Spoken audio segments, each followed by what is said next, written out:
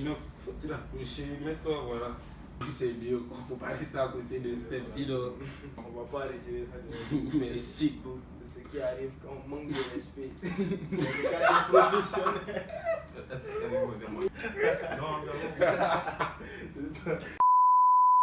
Bienvenue sur LSK Architecture. Aujourd'hui, on se retrouve pour un nouveau format podcast. Je suis avec deux nouveaux invités et on va explorer ensemble l'univers captivant de l'architecture. Alors, je réponds au nom de Kwao et aujourd'hui, on va essayer de s'entretenir avec mes deux invités sur le parcours en licence d'architecture. Alors, tu te demandes à quoi t'attendre pendant ces premières études, comment bien s'organiser, gérer les projets, rester motivé. On va vous partager les expériences personnelles des différents invités, leurs défis, les réussites, quelques conseils précieux pour vraiment t'aider à vivre pleinement cette aventure-là. Avant de tarder maintenant et rejoins la communauté LSK Architecture pour plus de partage, d'inspiration sur l'architecture. Moi, c'est Québec Couloir Stéphane, assistant architecte, CIO de l'entreprise LSK Architecture. Au nom de Laté Enoch, assistant d'architecte et associé au cabinet LSK Architecture. Tous mes deux invités aujourd'hui, on est tous ensemble dans l'entreprise. C'est tous ensemble qu'on a mûri l'idée d'ouvrir l'entreprise LSK Architecture. Alors, ce sont les têtes au fait de l'entreprise. Donc, aujourd'hui, vous les avez vus parce que beaucoup me demandent mais où sont les autres. Aujourd'hui, les voilà. Ils sont un peu là et puis on va vraiment beaucoup discuter. La première question que j'aimerais leur poser, c'est vraiment pourquoi avoir choisi l'architecture? Alors, Stéphane, toi, d'après toi, pourquoi tu as choisi l'architecture? Qu'est-ce qui t'a vraiment amené à apprécier ça? Est-ce que depuis que tu étais petit, tu avais des idées par rapport à ça? Tu pensais vraiment à être architecte et tout? Un petit développement vite fait. Ouais, merci pour la question. Bon, moi, ce qui m'a vraiment poussé à être architecte aujourd'hui, ou être en cours d'être architecte, en fait, quand j'étais petit, j'avais un oncle qui étudiait l'architecture. Et pendant les vacances, moi, on dessinait. Quand j'étais petit, j'aimais trop dessiner les mangas et tout ça. Donc, il avait vu qu'on dessinait et il avait vu que je dessinais bien. J'étais en CM, si je me rappelle bien. Il avait vu que je dessinais bien. Il me dit, ah, mon petit, si toi tu faisais l'architecture, ça allait bien t'avoir. Ouais. En fait, depuis ce jour, moi, j'ai gardé l'architecture en tête. Depuis les CM, j'ai pu chercher. Tu n'as plus au fait de chercher d'autres options. Qu'est-ce que je peux faire peu. encore avec le bac D et tout ça. Pour moi, depuis l'enfance, c'est l'architecture. Ouais. Donc, arrivé en terminale, il y a des parents qui m'ont proposé pourquoi pas faire la médecine et tout ça. J'ai dit, ah, moi, si c'est pas l'architecture, je fais. Tu feras rien, quoi. C'est que l'architecture. Donc, c'est une question de passion en quelque sorte. Ouais. Ça, je kiffe mal. C'est un peu le parcours, comme je peux dire, le parcours de tous ceux qui deviendront des grandes personnes vraiment depuis tes petits, tu as déjà ça dans ta tête. C'est vrai qu'à gauche à droite, on va te parler d'autres métiers en Afrique, surtout en Afrique où étudier l'architecture, franchement parlant, ce n'est pas vraiment donné à tout le monde. Donc tu auras à gauche à droite les petits trucs qu'on va te dire et tout, mais tant que tu restes focus, voilà. Toi, vraiment. Personnellement, le choix n'a pas été fait depuis l'enfance. Parce que j'ai un père qui est dans le domaine du bâtiment. Donc de temps à autre, on partait visiter les chantiers. Ouais. C'est ainsi que j'avais la connaissance d'un de ses amis architectes. Et c'est lui qui m'a beaucoup motivé. Et c'est ainsi que j'ai suivi le parcours d'architecte. Donc en gros, toi, c'est vraiment après, c'est vraiment comme je peux dire, à partir du secondaire. Seconde, première, terminale. Toi-même, tu étais grand, tu as commencé à comprendre les choses, aller au chantier à gauche, à droite. Le gars, il avait un style à proprement dit simple.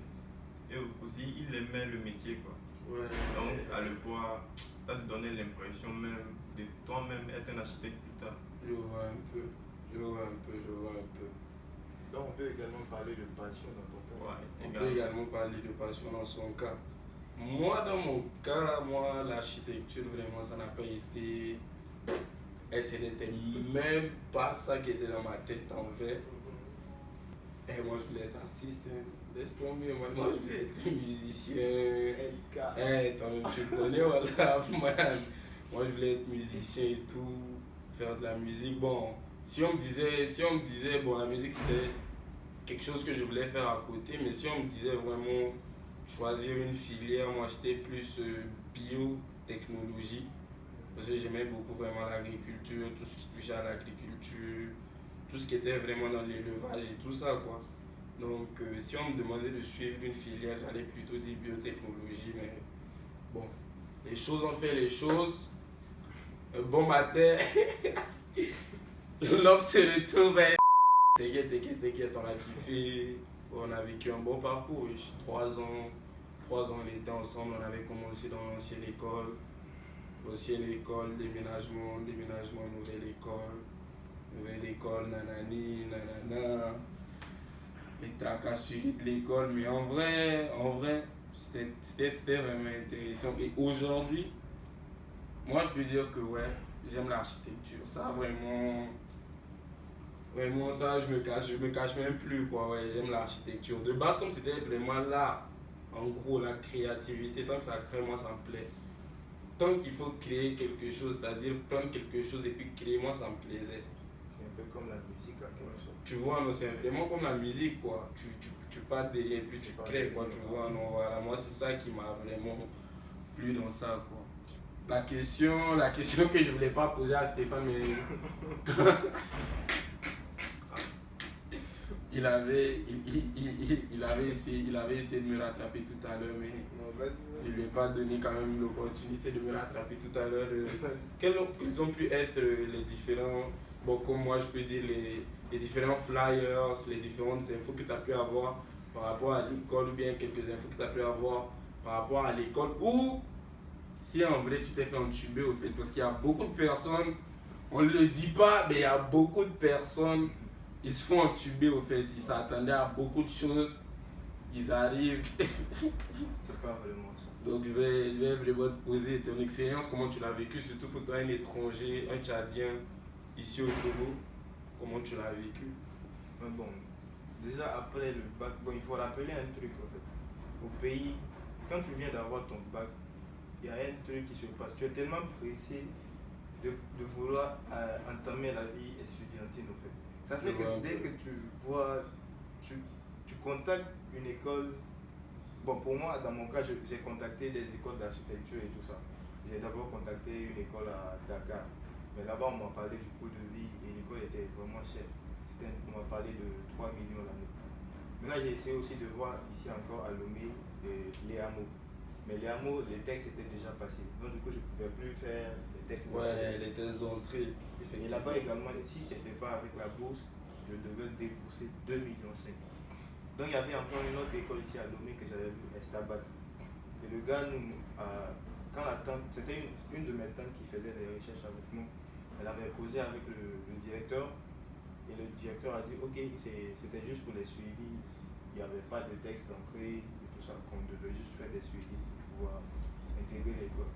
Déjà sur leur page, ils avaient mis des images, et quand tu vois l'image, en fait, ouais, ça te donne vraiment envie de venir fréquenter quand tu te dis vraiment, ouais, ça c'est une école d'architecture. Parce que les bâtiments étaient bien construits. Le site internet était bien fait. Ouais, il y avait tout quoi. Donc ça te pousse quoi, ça te poussait vraiment à vouloir aller étudier l'architecture là-bas. Parce que déjà tu vois les bâtiments, et tout ça. Quoi.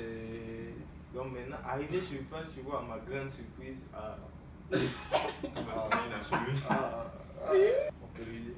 Donc, arrivé sur place ici à Lomé, à ma grande surprise, j'ai vu l'école. Et ce qui m'a fait mal, depuis le pays, j'avais un oncle ici. Quoi.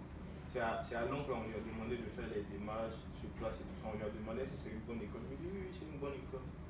Il m'a rassuré que c'est vraiment une bonne école. Ouais, tout est bien, bon, tout est... ça. Lui, il n'est même pas parti voir au fait. Moi, je ne sais même pas comment ça s'est passé. Arrivé à ma grande surprise, oh, l'école est comme ça. Et ouais, c'est fort quoi. En tout cas, tout ce que je peux dire ici, pour ceux qui voudront faire l'architecture, une école d'architecture, il faudrait vraiment bien se renseigner et ne vraiment pas se précipiter. Franchement dit, j'étais déçu de l'école là. Parce que comme vous le savez, moi je viens de la... Même si peut-être il ne vous l'avait pas dit, mais moi je viens de la Côte. Donc étant là-bas, j'étais passionné par l'architecture. Mais comment trouver une école? C'était là le problème. Donc dans mes renseignements, il y a plusieurs écoles en Côte d'Ivoire, comme vous le savez. Mais ça coûte extrêmement cher. On veut dire extrêmement cher. Ouais, en vrai. Donc, j'ai préféré poursuivre mon parcours ici à Lomé. Donc, premièrement, nous sommes venus à Léamo. À Léamo, comme le confrère l'a dit, les tests étaient déjà passés. Et pour s'inscrire en article privé, c'est vraiment aussi coûteux. Donc, dans certains renseignements, il y a un homme qui a trouvé un sabbat. Et c'est l'homme en question qui nous a conseillé de poursuivre les études là-bas. Ok, donc le daron a dit pourquoi pas. Donc on commence les démarches. Une fois les démarches entamées maintenant, non, putain, c'était pas la peine. En fait, même comment est-ce que j'ai trouvé l'école? J'ai trouvé l'école, on peut dire, dans un état délabré, inachevé. Parce que tu ne peux pas quitter un autre pays, tu peux venir dans un pays pour poursuivre ta passion. Et dans un cadre, non. En fait, ça casse le moral complètement. En vrai, ça casse vraiment le moral. Sinon, franchement, si vous voulez faire l'architecture, veuillez très bien vous renseigner avant de vous engager dans l'école où vous allez aller. Juste une petite anecdote, ils ont déjà assez bien contexté le truc. 1200 km, j'ai quitté Niamey, me retrouve à Lomé. Juste l'anecdote et puis c'est bien, c'est même mieux qu'on va passer. Parce que, franchement parlant, on nous a. En fait, quand on vous dit qu'on nous a eu, je vous promets, vous alliez sur le site de l'école à cette époque. C'était magique. C'était vraiment magique, quoi. C'était vraiment magique. Et pour vous dire qu'on a eu plusieurs expatriés qui sont venus juste à cause de cette page internet là. Donc. Il y avait aussi un Gabonais, moi aussi je te rappelle. Oui, non, un Gabonais. Juste à cause du terrain de basket. Je te l'ai dit au fait. Il n'y a pas de terrain de basket. Je te l'ai dit au fait. Il a juste vu un terrain de basket au fait sur le site internet. Lui, il a quitté le Gabon, vous vous imaginez bien, il est venu.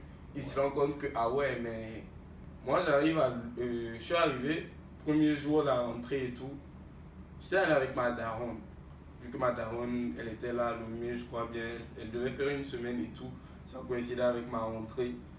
J'étais allé avec ma daronne, on arrive et tout. Elle me dit, l'école est où? En mode, elle cherchait au fait l'école, c'est-à-dire ce qu'elle avait vu et tout, au fait, tu vois un peu là. Elle me dit, l'école est où au fait? Je lui ai dit, mais voilà l'école. Elle me dit, non, que l'école est où au fait? Sinon, comment s'est déroulée la première année de licence pour vous? La première année, la toute première année, c'est-à-dire matière principale, à quel rythme fallait s'adapter, comment c'est allé, quoi, tu vois un peu, non, vraiment la première année. Bon, en tout cas, partout, déjà quand on est dans l'architecture, donc pour toute chose, si la fondation est mal bâtie, c'est fini. C'est qu'arriver quelque part, que tu veux ou pas, tout va s'écrouler. Il y aura toujours des problèmes. Clair. Donc moi la chance que j'ai eue c'est quoi? C'est que j'ai fait la rencontre de Kevin. Donc ça m'a permis au moins de me mettre vraiment au sérieux dans l'architecture. Même si à l'école c'était pas vraiment ça. Il y a ce truc aussi qu'on va pas vous dire peut-être dans toutes les autres écoles d'architecture. C'est pas comme c'est pas vraiment l'école qui va faire de toi l'architecte. Non, ce n'est même pas ça. Faut vraiment que les gens sachent cela, quoi. Donc, si toi-même déjà si tu te mets pas au travail, chercher vraiment à te booster vraiment dans ce que tu as choisi, l'école ne va pas vraiment te. L'école il vient juste pour te donner les bases en fait. Clair. Déjà on a eu un prof d'essai technique, j'avais vraiment un prof que moi j'ai aimé, quoi. Il venait juste pour nous donner les bases et il nous les disait vraiment clairement. Terre à terre. C'est-à-dire en architecture, on te donne juste les bases. Maintenant, tu prends les bases et tu te débrouilles maintenant avec. C'est-à-dire à toi maintenant de voir si tu veux vraiment réussir en architecture, il faudrait vraiment faire des nuits blanches. Donc déjà en première année, tu dois déjà te dire que non, il faut faire des recherches. Il faudrait dessiner, faire des croquis tout le temps. Je me rappelle qu'on dessinait même, on faisait des croquis à la plage tout le temps dans les feuilles, on venait s'asseoir à la plage là-bas juste pour dessiner toute une journée comme ça. On s'asseyait là-bas peut-être de 8h, de 10h jusqu'à 17h. Tu vois un peu. On prenait juste un sujet en architecture, on prenait peut-être les fondations, On était vraiment positif en avance. Ouais, ça, ouais. Donc ça faisait que, Ouais, que moi en première année, ça va quoi. Ouais. Au niveau en première année, j'étais déjà là, ça va. Ouais. Parce que on se débrouillait déjà à la maison. Déjà en première année, on cherchait déjà comment faire Les dessins sur le PC, effectivement, ouais. Même à la main, on Ouais. était, je ne vais pas dire qu'on était si bon que ça, Mais ça va quand même. mais ça va. Ça va 10 beaucoup. sur 10, je pouvais nous donner une note de 6, 5. Vraiment, en architecture, il faudrait faire des nuits blanches. Ouais, Il faudrait vraiment travailler. Ouais, ça c'est ton meilleur allié même. Ça doit Mais même être ça, ton non. meilleur allié au fait. Là, si tu ne travailles pas, Les nuits si blanches doivent être ton meilleur tu allié. dois dessiner tout le temps, tu dois déjà avoir ton calepin quelque part. Tu vois des bâtiments. On prenait des images des bâtiments, on faisait des cours. Ouais. Mais tu n'avais pas besoin de trop. Non, tu n'as même pas besoin de trop imaginer.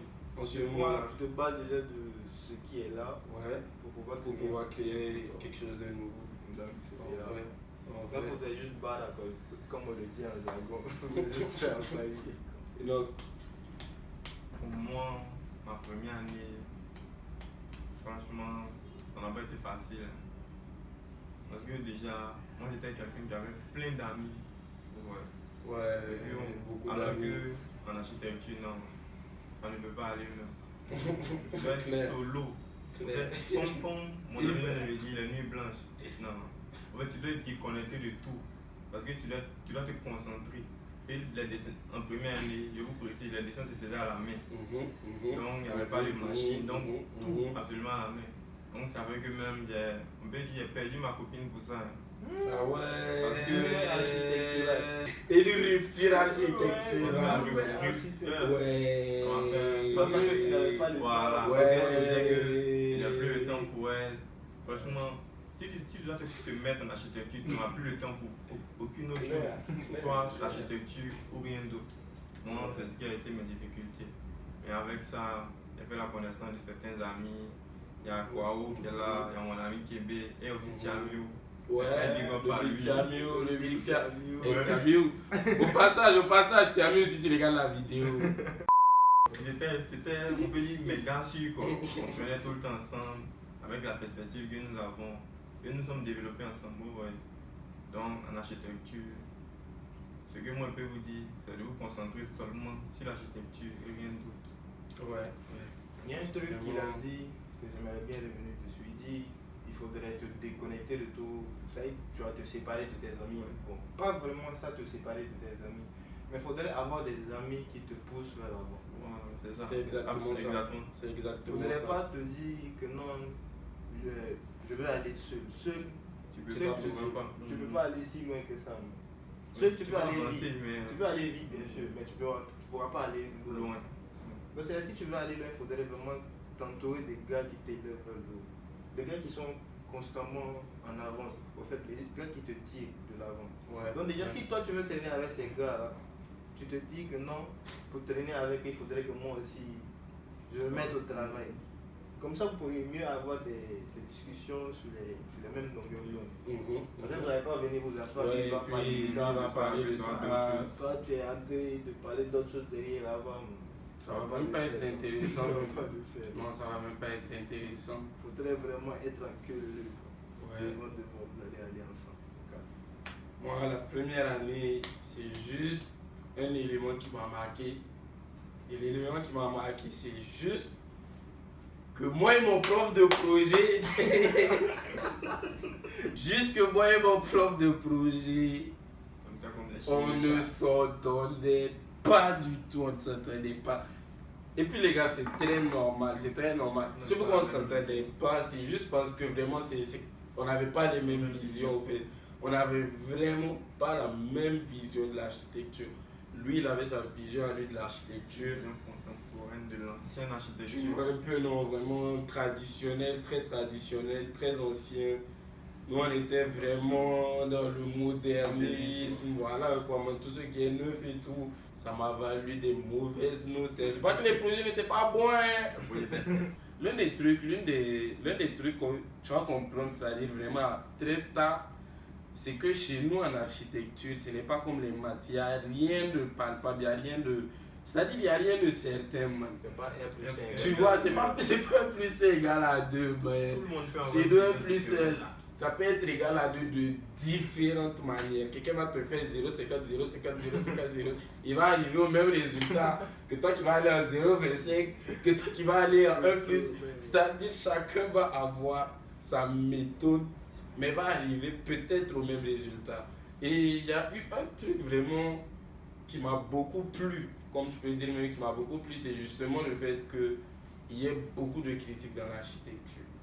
Parce que la critique, en première année, c'est l'un des trucs qui démoralise le plus, surtout quand tu viens avec des gens qui ont soi-disant, oui, parce que moi je vous dis soi-disant, tous ceux qui ont fait CIF, quoi, là, soi-disant un passé en construction, bien dans le domaine du bâtiment, vont vouloir te démoraliser. Non, toi tu connais rien, non. Moi je me rappelais quand on était en première année, les gars qui maîtrisaient déjà Archicad et toi avant que nous on arrive, hey, c'était en mode non, on ne fout rien, on ne connaît rien.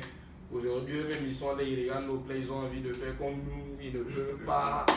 C'est vraiment nuit blanche sur nuit blanche sur nuit blanche. Et puis moi, je dis, faut jamais se dire que c'est inutile au fait. Non.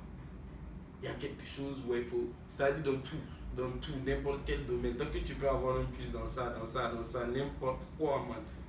Autant mieux le prendre parce que ça peut te servir demain dans une conception. Tu vois un peu le bail. Avant moi, je concevais mes toilettes à côté des cuisines. Tu vois un peu, non. Avec la vie des gens, s'ils m'ont dit que non, ce n'est pas. C'est-à-dire, c'est l'éthique là qui joue au fait. Ce n'est même plus que physiquement parlant, ce n'est pas beau, bien il y a un problème. Non, mais côté éthique, il ne se voit pas vraiment avoir les toilettes à côté de sa cuisine. Tu vois un peu, non. Là, c'est vraiment la morale à lui-même. Mais sinon, dans certains pays, dans certains endroits. Donc, ça, vraiment, il faut qu'on comprenne que l'architecture, c'est vraiment quelque chose qui est. Moi, je peux dire qu'il appartient vraiment à des groupes bien précis, quoi. Mon architecture ne va pas ressembler à celui de Stéphane, qui ne va pas ressembler à celui d'Enoch.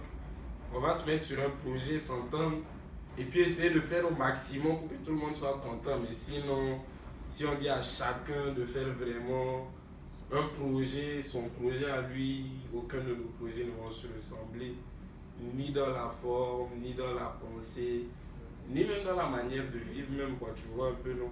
Tout le monde va essayer de l'adapter au plus à la réalité de chez lui, de ce que lui il connaît.